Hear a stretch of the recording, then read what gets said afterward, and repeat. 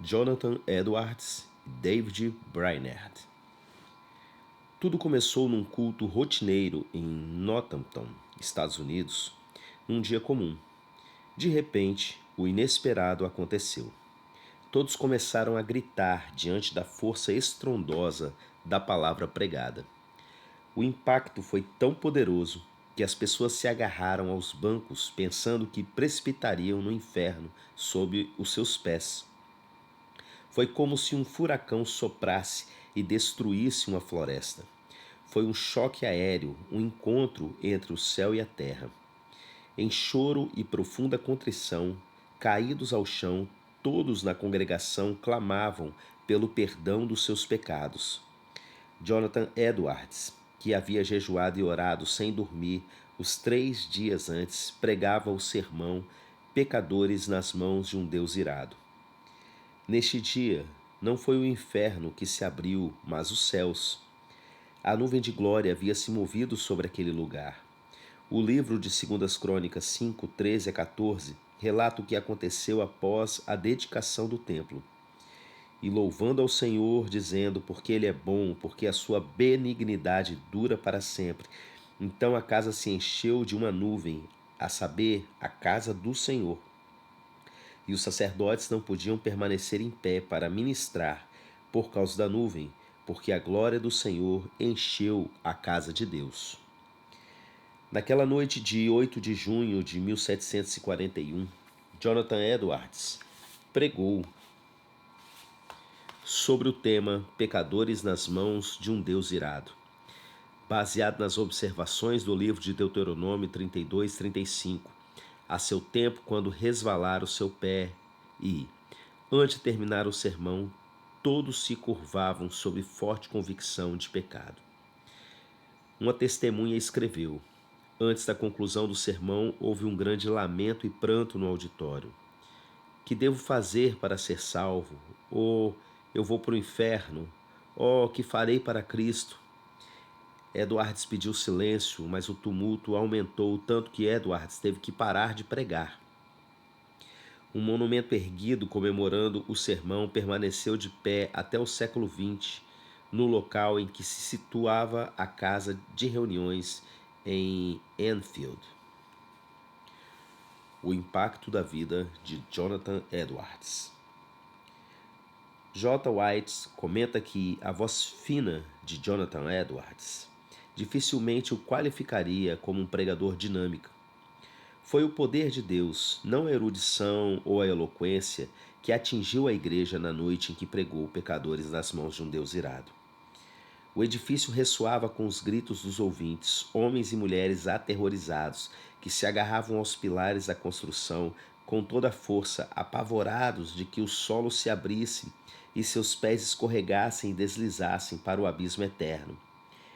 O que você faria se uma coisa dessas ocorresse num dos cultos de sua igreja?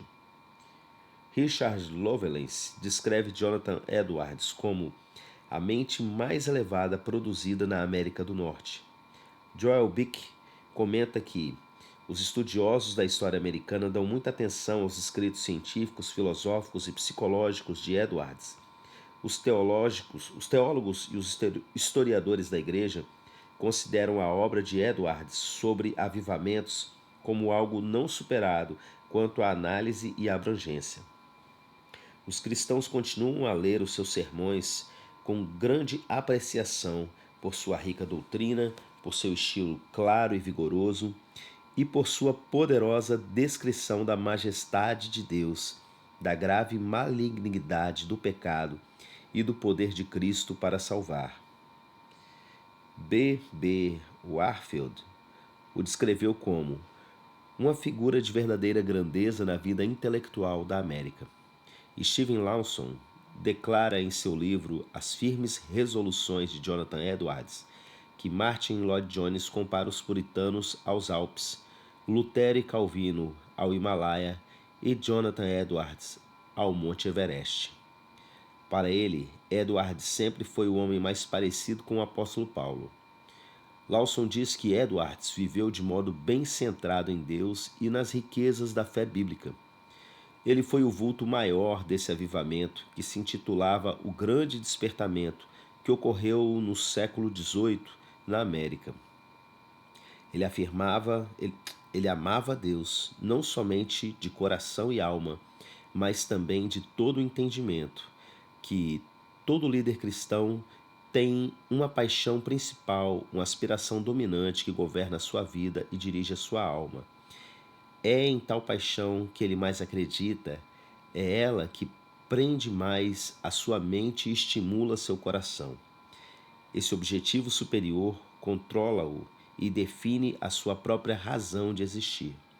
Para Jonathan Edwards, essa paixão era a glória de Deus. Lawson diz que quanto mais a procurava, mais ele encontrava sua profunda alegria. Um lugar para a presença. O que acontecia na vida pública de Edwards era apenas uma expressão da sua vida particular. Ele tinha o hábito de se retirar diariamente para estar a sós com o Senhor. Ele tinha um local especial para a presença. A presença que há de habitar no seu lugar secreto o acompanhará para onde você for e te dará descanso. Ela não o deixará. A sunamita construiu um lugar para a presença. Nesse local, ela colocou uma cama, uma cadeira, uma mesa e um candeeiro, 2 Reis 4:10. A cama pode simbolizar o descanso que temos na presença. O Senhor disse a Moisés: Irá a minha presença contigo para te fazer descansar. Êxodo 33:14. A cadeira simboliza o relacionamento. O lugar secreto é o local onde você poderá conversar com intimidade com Jesus, onde você aprofundará seu nível de relacionamento com o Senhor. A mesa revela que você terá pão fresco do céu quando sentar-se com o Senhor. Cada vez que você abrir a porta do seu quarto para estar a sós com o Senhor, a porta do céu se abrirá e o maná virá para alimentá-lo. O candeeiro simboliza a iluminação. A oração ilumina os olhos do entendimento para vermos a revelação. Paulo escreve em Efésios 1, 17 a 19.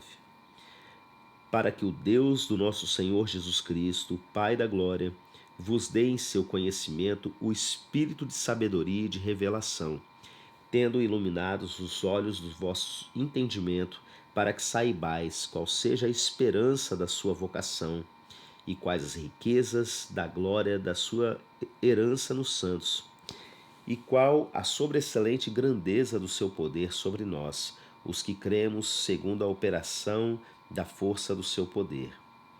Você dará um salto do natural para o sobrenatural ao mergulhar na presença, do terreno para o celestial. A presença é o lugar em que você será incendiado com o fogo do avivamento para tocar a muitos. O fogo do avivamento é transferível. Quanto mais você der de si, mais ele aumentará. Quanto mais ele for alimentado, mais crescerá. Quanto mais intenso for esse fogo, mais poderoso ele se tornará. O livro de Levíticos 6:12 diz: O fogo que está sobre o altar arderá nele, não se apagará, mas o sacerdote acenderá lenha nele cada manhã. A presença de Deus está em chamas, alimente-a diariamente. Separe um lugar em sua casa para que ela venha habitar. Retire-se para lá todos os dias. Encha suas mãos de brasas acesas dentre os querubins e espalhe-as sobre a cidade. Ezequiel 10:2. Thomas A. Kempis diz no clássico Imitação de Cristo: Aprende a desprezar as coisas exteriores e entrega-te às interiores e verás chegar a ti o reino de Deus. Dá, pois, lugar a Jesus e a tudo mais fecha a porta. O hábito que Jonathan Edwards tinha de ler seus sermões fazia parte de sua vida, mas o que realmente impactou o seu povo foi a sua vida devocional, porque se acostumou a passar até 13 horas ao dia entre orações e estudos. Escolher uma floresta e ali ficar 2 ou 3 horas com o rosto em terra, clamando a Deus, fazia parte da sua vida com o Senhor. Um lugar da glória de Deus. O Senhor falou a Moisés de um lugar junto à rocha, de onde ele pôde experimentar a sua glória junto à presença. Ele disse ao Senhor: Rogo-te que te mostres a tua glória, que me mostres a tua glória. Êxodo 33:18. O Senhor lhe respondeu: E acontecerá que, quando a minha glória passar, pôr-te-ei numa fenda da rocha e te cobrirei com a minha mão, até que eu haja passado. Êxodo 33:22. A glória de Deus está escondida em sua presença. É no lugar secreto, junto ao Senhor, que ela pode ser experimentada. Jesus revelou isso quando orou: Pai, aqueles que me deste, quero que, onde eu estiver, também eles estejam comigo, para que vejam a minha glória. João 17:24. É desejo dele que você experimente dimensões maiores da glória. Romanos 8:18. Escolha um lugar junto à presença, onde você se sinta à vontade para prostrar-se ante a majestade do Senhor. Um local bem preparado, onde você possa adorar com extravagância, onde você tenha liberdade de se quebrantar, de ficar em silêncio e de ouvi-lo sussurrar o seu nome, contando-lhe segredos do seu coração, preparados para serem falados apenas para você, para mais ninguém. Ele se manifestará nesse recinto, na tenda da presença, com o seu amor e a sua graça, e habitará nesse lugar. Ele manifestará a sua glória e a sua casa se encherá com o seu resplendor, e você será visitado por milagres da parte do Senhor. Isaías 35, 2-9, declara: Verão a glória do Senhor, o esplendor do nosso Deus. Fortalecei as mãos fracas e firmai os joelhos trementes. Dizei aos turbados de coração: sede fortes, não temais, eis que o vosso Deus virá com vingança, com recompensa de Deus.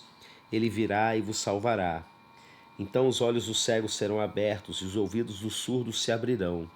Então os coxos saltarão como cervos, e a língua dos mudos cantará, porque as águas arrebentarão no deserto e ribeiros no ermo.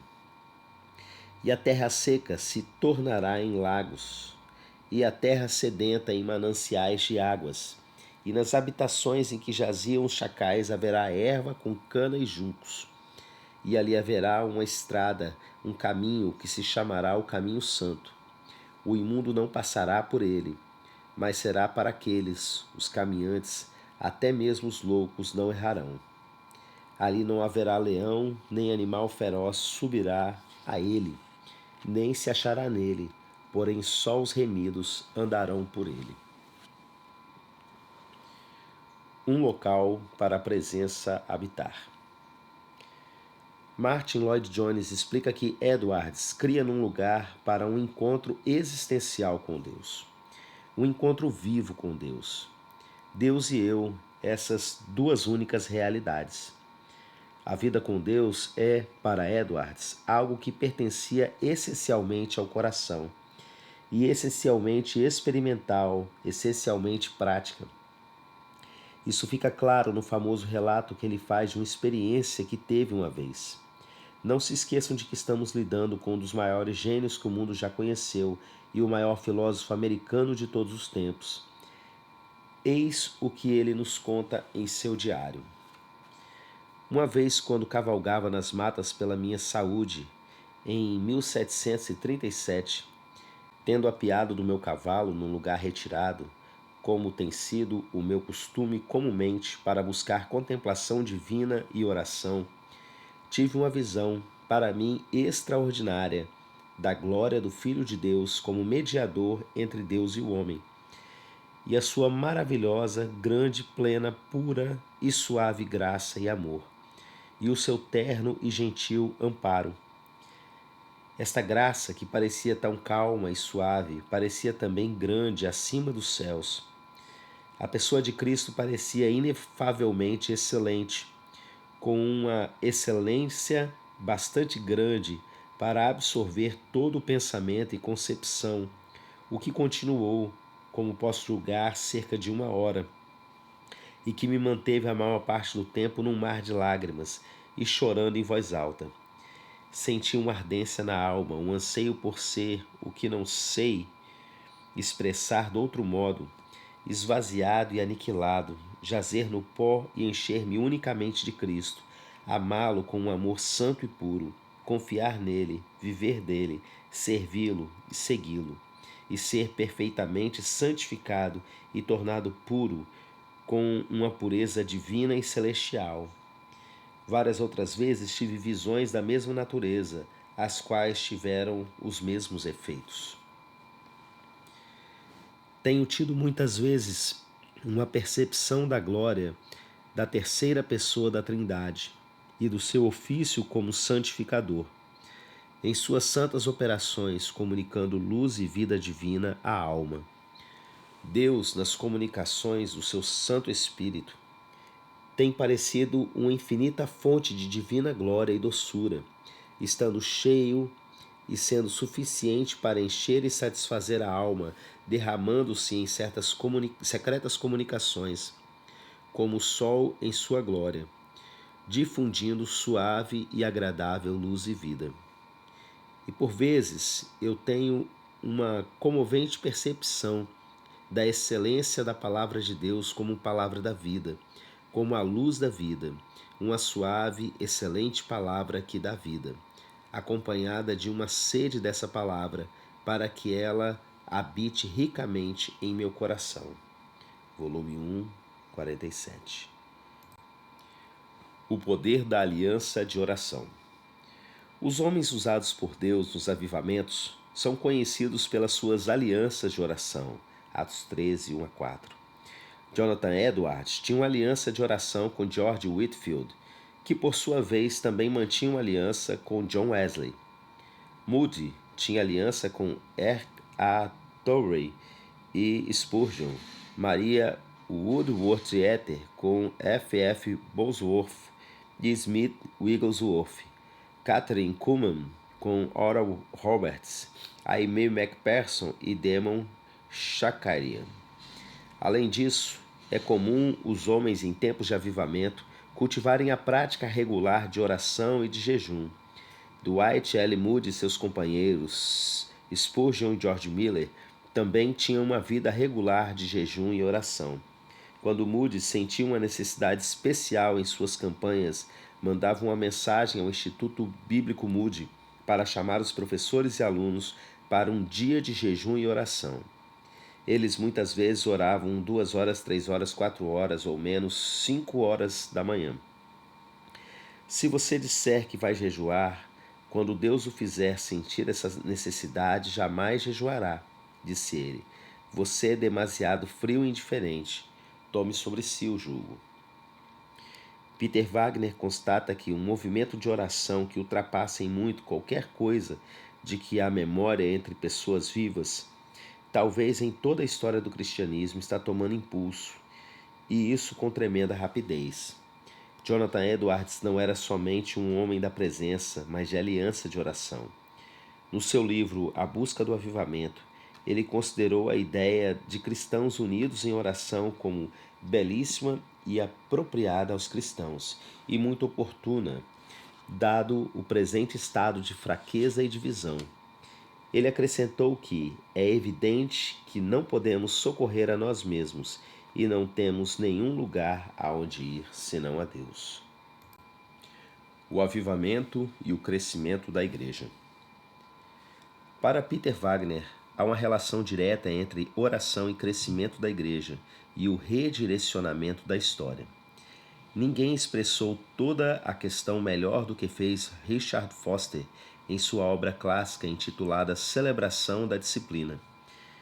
Estamos trabalhando junto com Deus para determinar o futuro. Certas coisas acontecerão na história se nós pudermos orar corretamente. O irmão André diz em seu livro Deus Pode Mudar de Ideia que os planos de Deus para nós não foram moldados em concreto. Somente o seu caráter e a sua natureza que são imutáveis, suas decisões não. Peter Wagner comenta que a Bíblia nos fornece vários exemplos de como Deus alterou os seus planos em razão da intercessão de santos. Uma dessas ocasiões retrata a intenção de Deus de derramar a sua ira e consumir o povo de Israel quando Moisés voltou do Monte Sinai com as tábuas de pedra da lei. Mas Moisés intercedeu em favor dos israelitas. Então o Senhor arrependeu-se do mal que dissera que havia de fazer ao seu povo. Êxodo 32:14. As Escrituras revelam que Daniel orou e Deus deu-lhe resposta à sua oração no mesmo dia. Entretanto, a resposta precisou de 21 dias para chegar, não porque Deus fosse lento, mas porque o príncipe da Pérsia conseguiu entravar a resposta. Veja Daniel 10. Diz Wagner, a oração rompe com a resistência dos principados e potestades. Nos dias de Jonathan Edwards, as alianças de oração e a intercessão contínua abriu os céus e trouxe o avivamento que afetou profundamente a história de seu tempo. Ao reportar-se a esse problema, Walter Wink sugeriu: esse novo elemento interferidor da oração, a resistência das potestades à vontade de Deus, marca uma quebra decisiva com a noção de que Deus é a causa única de tudo quanto acontece. Guelry Laferla conta que durante a batalha travada pelo USS Astoria, Eugene Staples foi jogado para fora do navio pela explosão da torre de tiro número 1, de 8 polegadas, do Astoria. Com ambas as pernas feridas pelos estilhaços e em estado de choque, ele flutuou graças a um estreito cinto salva-vidas acionado por um mecanismo simples de funcionamento. Perto das 6 horas, Staples foi resgatado, mas a tentativa falhou e Staples, ainda usando o mesmo salva-vidas, viu-se novamente na água. Era hora do almoço. Resgatado mais uma vez, agora era um dos 500 sobreviventes da batalha, evacuados para Numeia. A bordo do transporte, Staples, abraçando o salva-vidas com gratidão, examinando cada ponto do objeto que lhe havia servido tão bem. Quando chegou em casa, ele contou para a mãe o ocorrido e mencionou o código do salva-vidas. Houve um momento de silêncio na sala e depois sua mãe falou: este era o meu código. Eu o imprimi em cada item aprovado sob a minha responsabilidade. Pense em cada momento de intercessão como a costura do salva-vidas que poderá resgatar a nossa geração no mar tempestuoso desse mundo tenebroso. Na oração, embora aparentemente procuremos curvar a vontade de Deus para satisfazer a nossa, na realidade estamos alinhando nossa vontade com a dele, declarou J.M. Neely.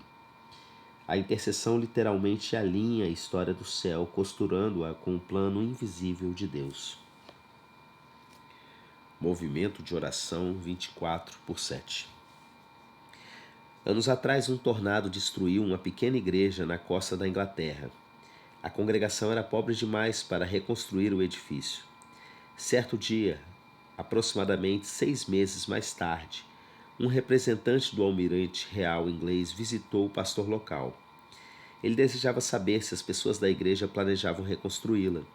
O pastor descreveu a lamentável situação financeira e o visitante, o representante do almirante, respondeu: se você não reconstruir a igreja, nós o faremos.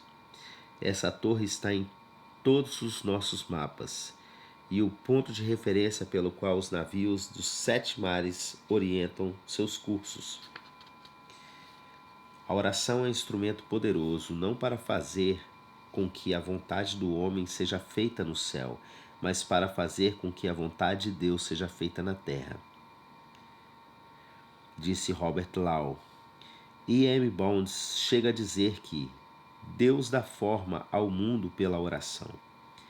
A torre de oração em sua cidade vai mudá-la para sempre.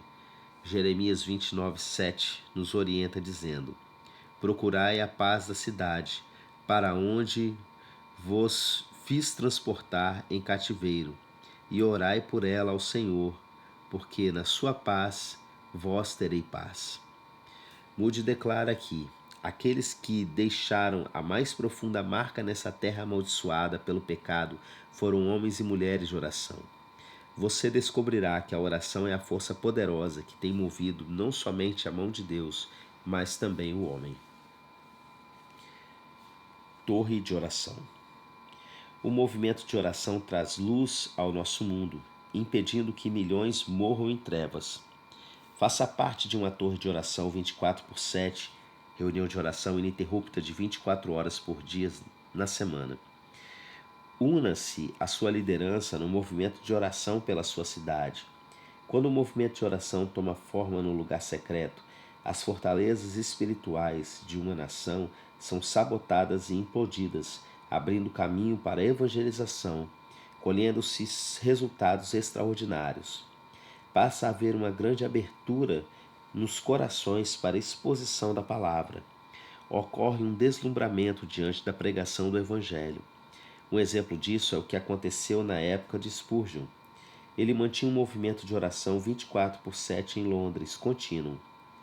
E M. Bonds chega a declarar que Deus tem o seu próprio movimento e o colocou sob a lei da oração, e obrigou-se a responder às orações dos homens.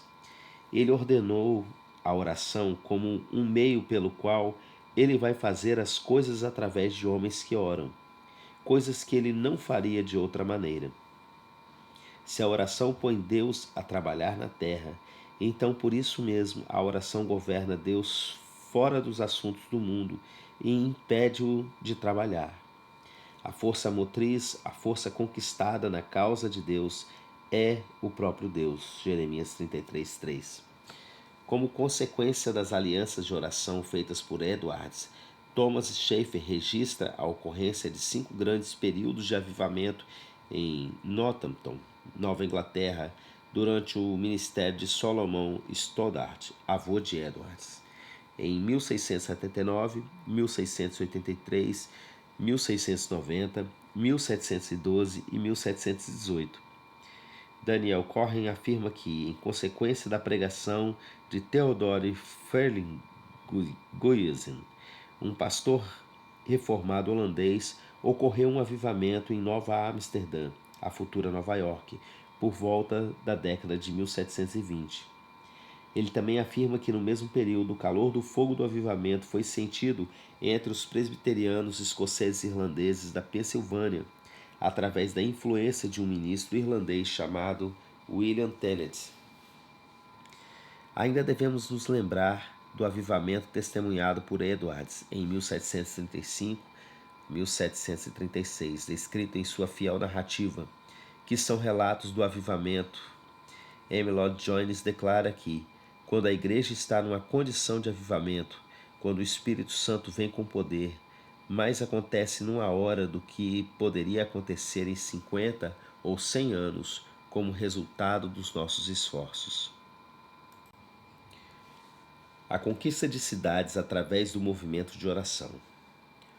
O livro Tratado sobre as Afeições Religiosas, de Jonathan Edwards, talvez seja o relato mais espantoso de tais acontecimentos, quando ele comenta sobre as experiências do reavivamento em Northampton, em 1741, da seguinte forma: os meses de agosto e setembro foram os mais notáveis deste ano, por causa do surgimento de convicções de pecado, conversão de pecadores e grandes vivificações, despertamentos, confortos de professores e extraordinários efeitos externos de tais coisas.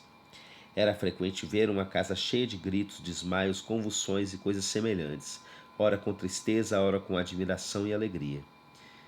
Não era costume aqui se realizar reuniões a noite inteira, conforme se fazia em alguns lugares, nem estendê-la até muito tarde da noite. No entanto, ocasionalmente, algumas pessoas foram afetadas sobremaneira e seus corpos dominados de tal modo que não puderam ir para casa, sendo então obrigados a ficar a noite inteira na casa de quem se encontravam.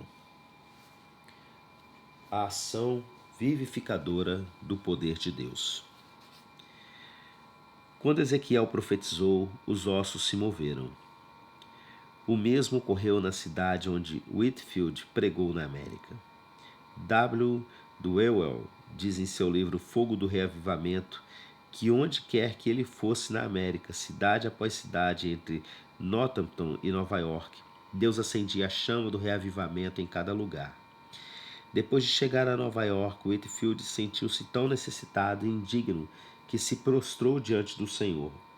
Foi só ele começar a pregar, diz Dewell, que o Espírito de Deus desceu sobre a congregação. De todos os lados do prédio veio som de choro alto. Muitos se abraçaram. Whitfield derramou seu coração até não poder falar mais. Em Staten Island, o fogo caiu do céu sobre as multidões. Whitfield continuou a viagem até Filadélfia e depois voltou a Savannah, na Geórgia. Ao mesmo tempo, uma obra similar estava ocorrendo em Kissit. Roby relatou que no domingo, 16 de maio de 1742, um extraordinário poder do Espírito acompanhou a palavra pregada. Houve grande lamentação entre os ouvintes. Muitos gritavam, e não apenas as mulheres, mas também alguns homens fortes e destemidos. O número deles era tanto que eu fui obrigado a reuni-los na igreja propriamente dita. O Rio da Presença. Grandes rios nascem em profundidade. Do mesmo modo, ocorre com os avivamentos. As suas nascentes estão no interior subterrâneo de corações profundamente apegados à presença de Deus. Um simples levantamento da vida dos grandes avivalistas comprova esta realidade. A profundidade das águas dos avivamentos está intimamente associada à profundidade do relacionamento dos seus líderes com Deus. Martin Lloyd-Jones explica em seu livro Avivamento que muito antes da Reforma Protestante houve um avivamento religioso neste país associado ao nome de John Wycliffe e com os Lollards. Foi um avivamento tão definido como o que aconteceu em 1859. Então, claro, o mesmo aconteceu no continente europeu com o grande John Rus. Na Morávia, que hoje é chamada Tchecoslováquia, houve um verdadeiro avivamento associado com o seu nome, e Deus o usou como um instrumento e um canal. Foi um movimento extraordinário do Espírito de Deus. O mesmo aconteceu entre os valdenses, no norte da Itália. Foi um avivamento real. Aconteceu com aquele grande homem chamado John Tauler, que era um sacerdote da Igreja Católica Romana. O Espírito de Deus veio sobre ele, o que levou a um avivamento em sua área. Foi exatamente a mesma coisa. Lloyd-Jones diz que na Reforma a pregação e a leitura bíblica eram de suprema importância. Isso é um despertamento religioso. E é isso que queremos dizer por avivamento. Vocês encontram isso no século XVII também de forma extraordinária, há 200 anos atrás, no grande despertamento evangélico, associado com os nomes de Whitefield e os irmãos Wesley, incluindo Jonathan Edwards e David Brainerd. Um rio do avivamento continua correndo até o fim do século XVIII e no começo do século XIX. Então houve o notável, admirável evento que sucedeu entre 1857 e 1859 na América, na Irlanda do Norte, no país de Gales, na Escócia, na Suécia e em outras partes do mundo. Um rio de fogo. O céu tocou a terra. As orações alcançaram o trono de Deus e retiraram dela fogo. Apocalipse 8, 3, 5. Que foi lançado como um rio de avivamento sobre a terra, atraindo multidões para servirem ao Senhor.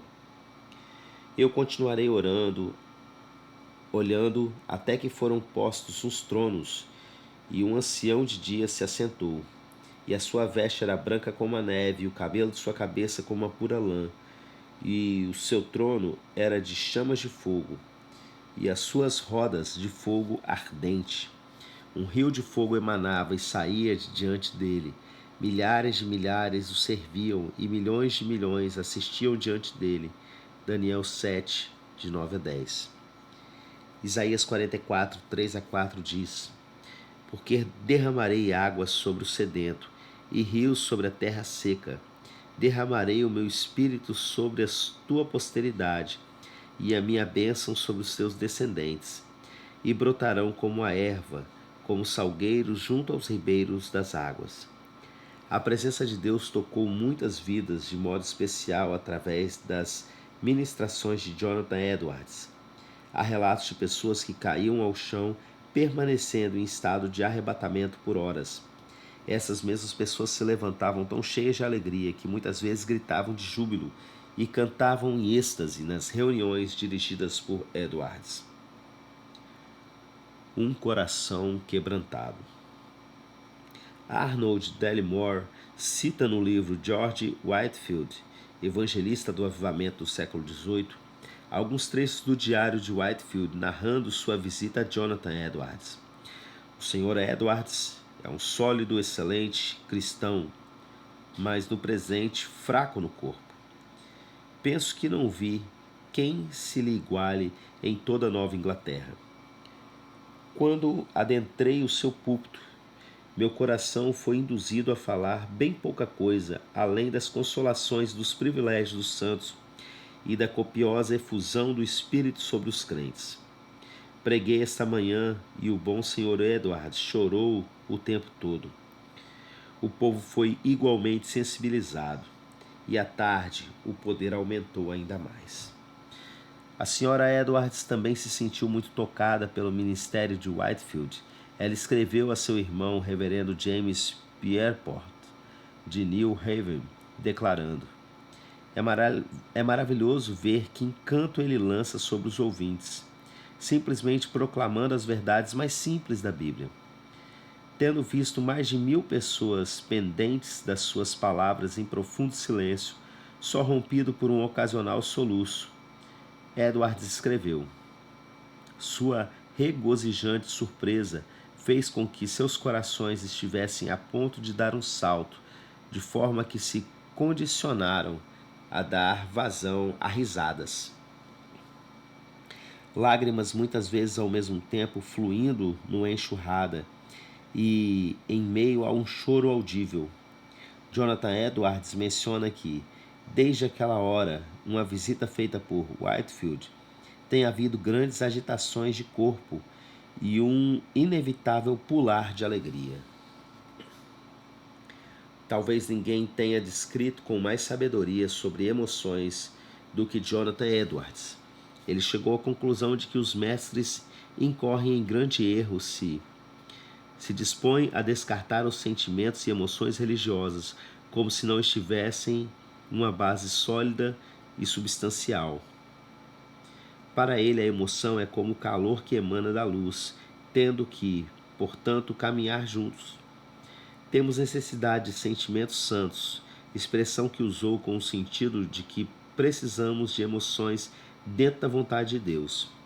De acordo com ele, as escrituras sagradas, por toda parte, colocam a religião bem ligada com sentimentos, tais como o de temor, de esperança, de amor, de ódio, de desejo, de alegria, de tristeza, de gratidão, de compaixão e de zelo. Edwards destaca que frequentemente nas Escrituras, pessoas tremem diante da palavra de Deus, ficam com o temor da presença de Deus, agitam-se por causa dele, temem o juízo de Deus, ficam com medo diante da perfeição absoluta de Deus, e o temor de Deus cai sobre elas. Durante todo o avivamento, houve conversões estupendas de pessoas de todas as idades, explica e Evans. E aqui está o ponto. As manifestações ou fenômenos do reavivamento, tais como prostrações físicas, gritos, desmaios, etc., foram vistos em muitos lugares, tanto na Europa como na América, mas acompanhadas de mudanças profundas de vida. E Evans acrescenta que foram refutados por uns e falsificados por outros.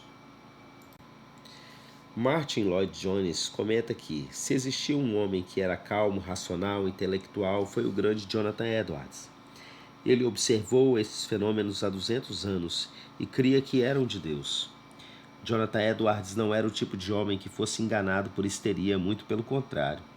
O mesmo era verdade e respeito de outros, como, por exemplo, Archibald Alexander, que relataram tais fenômenos. E o mesmo pode ser dito de homens como o Dr. Carson e outros em 1859.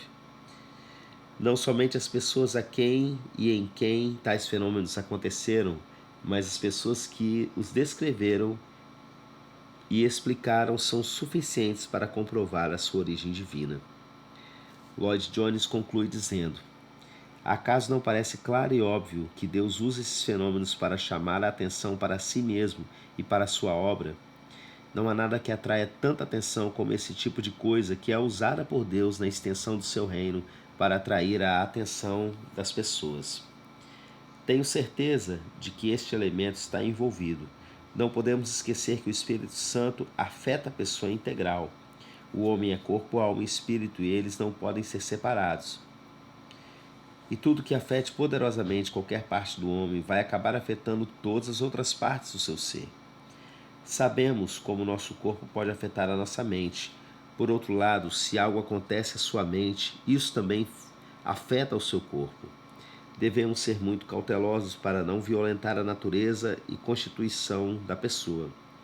O homem reage como um todo, e é tolice esperar que reaja na esfera espiritual sem que nada aconteça ao resto da pessoa, à sua alma e ao seu corpo. Os esforços de Edwards no sentido de avaliar o avivamento não ficaram limitados aos seus tratados preliminares. Depois de ter escrito uma fiel narrativa da surpreendente obra de Deus em 1737 e as marcas distintivas de uma obra do Espírito de Deus, 1741, apresentando uma abordagem crítica do avivamento, mais tarde expandida em alguns pensamentos acerca do presente reavivamento da religião na Nova Inglaterra, 1742, ele publicou em 1746 o seu tratado sobre as afeições religiosas. Um homem voltado para o céu. Stephen Nichols conta que Jonathan Edwards era fortemente atraído pelo céu, mas sua ideia não era puramente etérea. Ele não era vítima do escapismo que assola tantos cristãos sinceros. Sua visão da vida, além de tudo, tinha tudo que ver com essa vida. Para Jonathan Edwards, viver entre os dois mundos significava viver a visão do céu na terra. Essa é a vida realmente boa, a única digna de ser vivida. Transformados pelo avivamento. David Brainerd, 1718-1747, foi um missionário entre os índios norte-americanos pele vermelhas em Nova York, Nova Jersey e Pensilvânia. Nasceu em Connecticut. Brainerd influenciou e tem influenciado muitas gerações. Homens como William Carey, Henry Martin, Robert Murray, McCheyne, John Wesley, Jonathan Edwards, Charles Spurgeon, Oswald Smith, Jim Elliot, citando apenas alguns, testemunharam a grande influência da biografia de Brainerd em suas vidas. Ele foi conhecido sobretudo por ter sido um grande homem de oração. Philip Yancey diz: a oração convida Deus a vir para o meu mundo, que é temporal, e me introduz no mundo de Deus, que é eterno. Creio que as obras temporais de um homem que investe tempo na presença é revestido de um toque da eternidade, perpetuando-as. Dr. Russell Shedd conta que David Brainerd descreveu os índios sentindo dores de consciência tão fortes que ficavam rolando no chão durante horas seguidas, pedindo a misericórdia de Deus por causa da sua intercessão. Quando receberam a certeza do perdão, o alívio sentido por eles correspondia ao peso da aflição que tinham sofrido pouco antes. O consolo da parte do Senhor foi muito precioso. Esse efeito extraordinário ocorreu em resposta às orações intensas e prolongadas de Brainerd em favor do avivamento, que Deus passou a enviar. Milhares de índios nasceram de novo. O grande avivamento. Wesley Dowell conta em seu livro Em Chamas para Deus que durante quase 3 anos o profundo interesse de Brainerd continuou. Repetidas vezes em seu diário encontra-se registro dos períodos de luta mergulhado na presença. Ele tinha um lugar na floresta especialmente separado para estar a sós com Deus em oração. Ele perseverou, submergindo nas águas profundas da presença. Então, repentinamente, o Espírito de Deus veio sobre ele. Eles, relata Dowell. Os que, alguns dias antes, estavam vivendo na bebedeira e nos festejos pagãos, participando de danças de guerra selvagens e ruidosas, foram subitamente tomados por uma convicção profunda de pecado, dada pelo Espírito. De todas as direções os índios surgiam, rodeando a casa e entrando nela, de pé e emudecido enquanto ele pregava. Enquanto o fogo do avivamento se espalhava no Nordeste americano com Jonathan Edwards e George Whitefield, o Senhor passou a derramar sua glória entre os índios. Muitos caíram no chão em grande angústia de alma ao orarem para que Jesus, de quem Brainerd lhes falara. Enquanto fazia evangelismo pessoal com alguns deles, o Espírito de Deus veio como um vento impetuoso, reminiscente no dia de Pentecostes. Pessoas de todas as idades choravam e suplicavam a misericórdia de Deus. Em toda a casa e em volta dela, os índios se arrependiam e oravam pela sua salvação. Muitos foram de tal forma tomados por Deus, que não podiam andar ou ficar em pé, caindo de joelhos diante dele. Tribos inteiras começaram a ter fome e sede de salvação. A presença e o poder do Espírito Santo. Hernandes Dias Lopes comenta em seu livro Derramamento do Espírito que David Brainerd pregou aos índios canibais, rudes e endurecidos, embrenhando no coração das selvas, cheio do poder de Deus, cheio do poder do Espírito.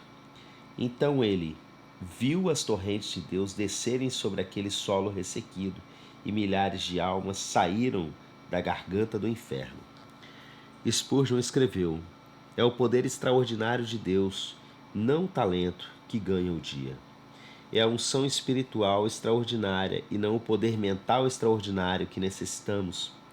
O poder mental pode encher uma capela, mas o poder espiritual enche a igreja com angústia de alma. O poder mental pode reunir uma grande congregação, mas só o poder espiritual pode salvar almas. O que precisamos é de poder espiritual. E.M. Bonds ensinou que a unção é um dom condicional e a sua presença é perpetuada e aumentada pelo mesmo processo pelo qual foi primeiramente assegurada, pela oração incessante a Deus, pelos anseios apaixonados por Deus, calculando-a, buscando-a com ardor incansável, considerando tudo perda e fracasso sem ela. Ela acrescentou: oração, muita oração é o preço. Oração, muita oração é a única condição para manter esta unção. Se não orarmos incessantemente, a unção não virá. Charles Finney disse: quero repetir com grande ênfase que a diferença na eficiência dos ministros não consiste tanto na diferença das realizações intelectuais quanto na medida do espírito que possuem. Aquele que saiba o que é ser cheio do Espírito, receber o poder do alto, ele não é de forma alguma qualificado para ser líder da Igreja de Deus. 1000 vezes mais ênfase deve ser dada a essa parte da preparação para o ministério do que tem sido dado até agora. Oswald Smith conclui dizendo: tenho plena certeza de que o homem que não passa a hora sozinhos com Deus jamais conhecerá a unção do Espírito Santo. O mundo deve ficar de fora até que Deus encha a visão. Deus prometeu responder à oração. Não se trata de ele não estar disposto, pois o fato é que ele está mais disposto a dar do que nós a receber. Mas o problema é que nós não estamos prontos. Mergulhando no sobrenatural. Deus agiu sobrenaturalmente para que Brainerd alcançasse a tribo selvagem do Delaware. Houve um milagre de Deus que preservou a sua vida. Ele era reverenciado entre os índios como um profeta de Deus. Em sua primeira viagem a essa tribo, Brainerd acampou nos arredores da aldeia e planejou entrar na comunidade indígena na manhã seguinte para pregar o Evangelho de Cristo. Cada movimento dele estava sendo observado por guerreiros que tinham sido enviados para matá-lo. F.W. Borman registrou o incidente. Mas quando os guerreiros se aproximaram da tenda de Brainerd, viram o cara pálida sobre os joelhos. Enquanto orava, de repente, uma cascavel deslizou para o seu lado. Levantou a sua feia cabeça chata, sacudiu sua língua bifurcada quase em seu rosto e, em seguida, sem qualquer razão aparente, deslizou-se rapidamente para o matagal. O grande espírito é com o cara pálida, os índios disseram. E assim eles reconheceram como bem-vinda a chegada de um profeta. Esse incidente no ministério de Brainerd ilustra mais do que muitas intervenções divinas de Deus em sua vida, que também demonstra a importância e a intensidade da oração na vida de Brainerd. Desconectando-se do mundo para ligar-se à presença. Pelos registros de seu diário, Brainerd sempre buscava um lugar isolado para orar. Florestas e campos eram os seus preferidos. Nesses locais ele se prostrava, andava de um lado para o outro, clamava em suas maiores angústias, e suas roupas ficavam encharcadas de suor. Eram horas intermináveis na presença. Às vezes começavam pela manhã e só terminavam à noite. Além da oração, o jejum era algo muito frequente em sua vida. Henry Nouwen declarou que desconectar-se e dizer não para os poderes do mundo com seu ativismo requer uma enorme quantidade de energia. A única esperança que temos é encontrar algo tão obviamente real e atrativo ao qual eu possa dedicar todas as minhas energias e dizer sim. Desta forma, eu não tenho tempo para dar atenção às minhas distrações. Uma das coisas para as quais eu posso dizer sim é quando entro em contato com o fato de que sou amado. Uma vez que percebo que, mesmo estando totalmente quebrantado, ainda assim sou amado, torno-me livre da compulsão de fazer coisas para obter sucesso. Para desconectar-se é preciso então ter algo para se estar ligado com a força da paixão. A paixão pela presença quebra a conexão terrena. Brainerd era apaixonado pela presença. A paixão pelo Senhor lhe desconecta do mundo. Se você não focalizar o coração em estar com o Senhor, não conseguirá mergulhar.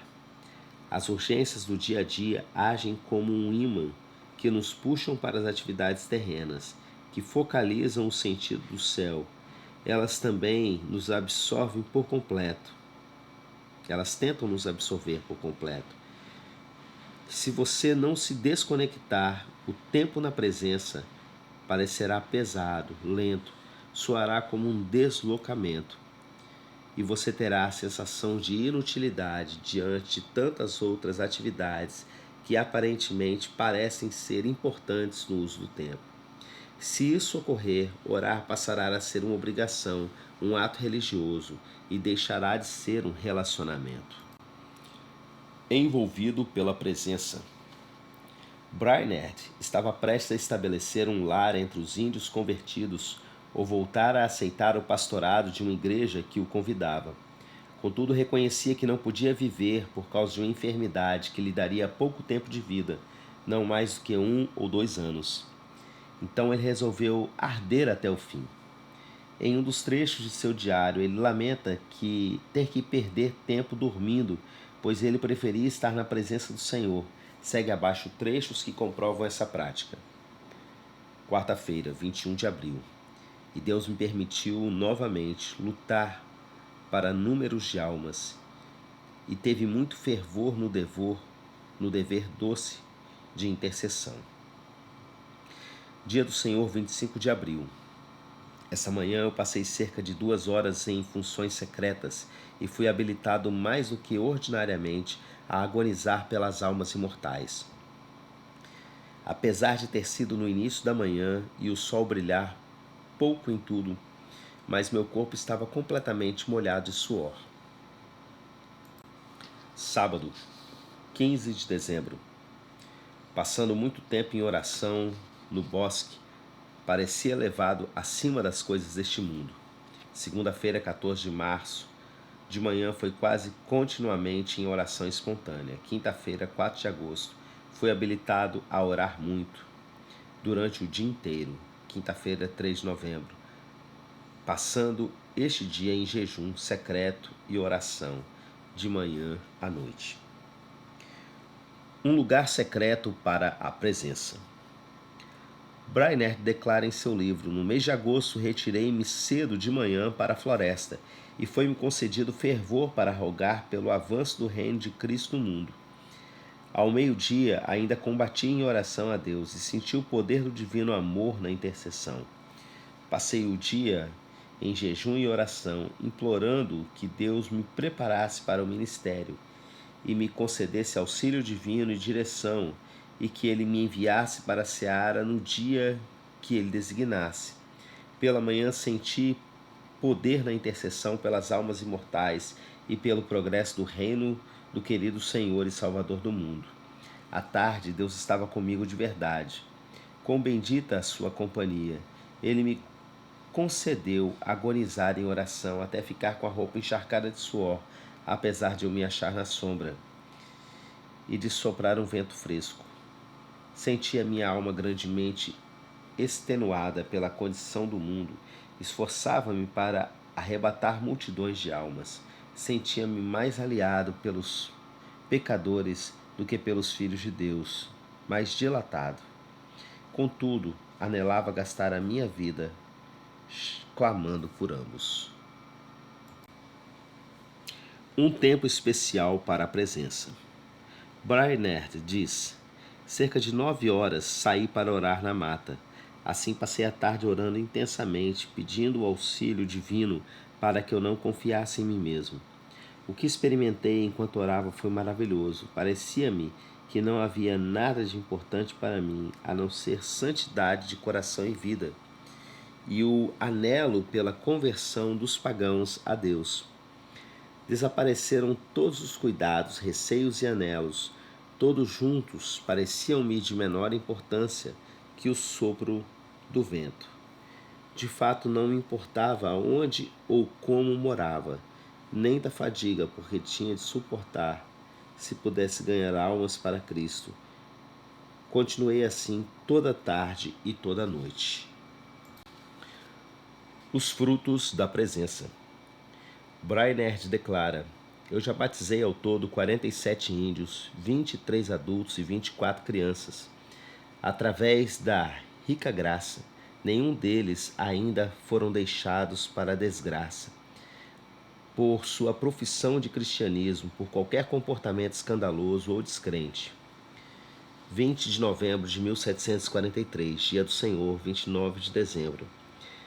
Depois que o culto público acabou, eu fui para minha casa, propondo a pregar novamente após um curto período de intervalo. Mas logo veio um após o outro, com lágrimas nos olhos, a saber o que devo fazer para ser salvo. Foi uma temporada incrível de poder entre eles, e parecia como se Deus tivesse baixado os céus e descido, e que Deus estava prestes a converter o mundo inteiro. A Vida e Diário de David Brainerd, escrita por Jonathan Edwards, deveriam ser lidos pelo povo de Deus. Brainerd morreu em 1747, aos 29 anos de idade, na casa de Jonathan Edwards. O discipulado em tempos de avivamento. John Piper faz algumas perguntas sobre a influência da vida de David Brainerd. Por que a vida de Brainerd causou o impacto que causou? Uma razão óbvia é que Jonathan Edwards tomou os diários e os publicou em 1749. Mas por que este livro nunca esteve fora de catálogo? Porque John Wesley disse que cada pregador leia cuidadosamente a vida de David Brainerd. Porque foi escrito por Henry Martyn que, lendo a vida de David Brainerd, sua alma se encheu de uma emulação santa desse homem extraordinário, e depois de uma profunda reflexão e oração fervorosa, ele estava com uma firme resolução de imitar seu exemplo.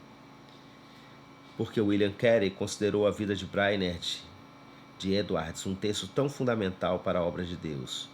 Piper segue perguntando: por que Robert Morrison e Robert McCheyne da Escócia, e John Mills da América, e Frederick Schwartz da Alemanha, e David Livingstone da Inglaterra, e Andrew Murray da África do Sul, e Jim Elliot da América moderna olham para Brainerd como uma espécie de reverência e retiram o poder dele como eles e muitos outros fizeram?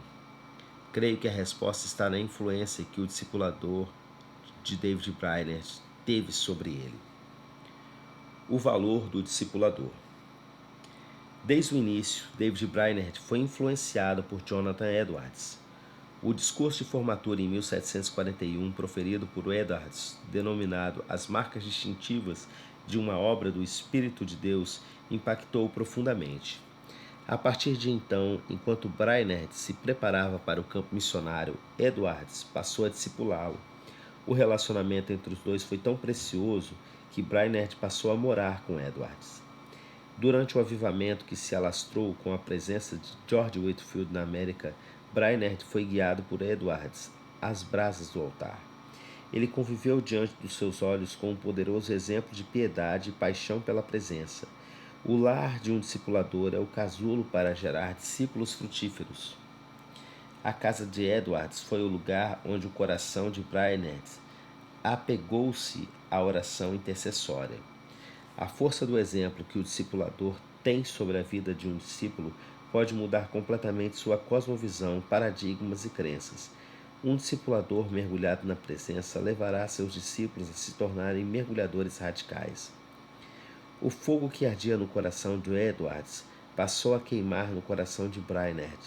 A tocha do avivamento passou desse discipulador extraordinário para o seu discípulo sedento e ampliou ainda mais o território de alcance, onde as labaredas divinas provocaram um grande incêndio, atingindo nações inteiras de índios, transformando-os completamente. O discipulado é a chave para a conquista territorial. Ele expande redes de influência no reino da vida marcadas pelo céu. O discipulado é o projeto de Deus para alcançar povos, tribos e nações. Sem o discipulado, as novas gerações perecem. Mateus 28, 19, 20. Ao fazer um discípulo apaixonado pela presença, Edwards não só alcançou nações, mas influenciou diversas lideranças que nasceram além do seu tempo. O discipulador é o escultor e o discípulo é a obra de arte que permanece além do seu tempo. Quando perguntaram a Michelangelo, o grande artista italiano, como ele conseguiu fazer esculturas tão lindas, ele disse: quando eu olho para um bloco de mármore, eu enxergo ali um anjo, um rei, uma princesa, talvez outra pessoa que passe, enxergue apenas uma pedra bruta, mas eu consigo ver a imagem que se esconde dentro dela. Então, continua ele, o que eu faço é estender a mão ao martelo e ao cinzel, até tirar a imagem para fora da pedra. Larry Crabb conta em seu livro, Em Nome do Pai, que precisamos olhar para dentro da pessoa e ver aquilo em que ele irá se tornar em Cristo. Edwards conseguiu ver num jovem frágil, doente, um dos maiores missionários de todos os tempos. É a visão do discipulador que forma a cosmovisão do discípulo. O discipulador vê sob perspectiva do futuro. O tempo presente é o ateliê do discipulado. A vida do discípulo é a matéria-prima e o relacionamento que ele tem com o discípulo é a ferramenta de sua obra. Em 1501, quando se encontrava em Florença, Michelangelo esculpiu o Davi de mármore, retirando de uma pedra bruta. Essa obra extraordinária, com mais de 4 metros de altura, foi instalada em 1504, sob aclamações, ao lado de fora do Palazzo della Signoria, sede do governo. Em 1503, pediram para esculpir 12 apóstolos de mármore, em tamanho maior que o natural, para a Catedral de Roma. E, em 1513, Michelangelo esculpiu Moisés. Ele retirou da pedra bruta a escultura de grandes líderes, segundo o coração de Deus. Essa é a obra do discipulador. David Brainerd tornou-se noivo da filha de Jonathan Edwards, Jerusa Edwards. Edwards cuidou de Brainerd como um pai cuida de um filho. Ele foi um grande discipulador. Brainerd morreu de tuberculose na casa de Jonathan Edwards com a idade de 29 anos, em 9 de outubro de 1747.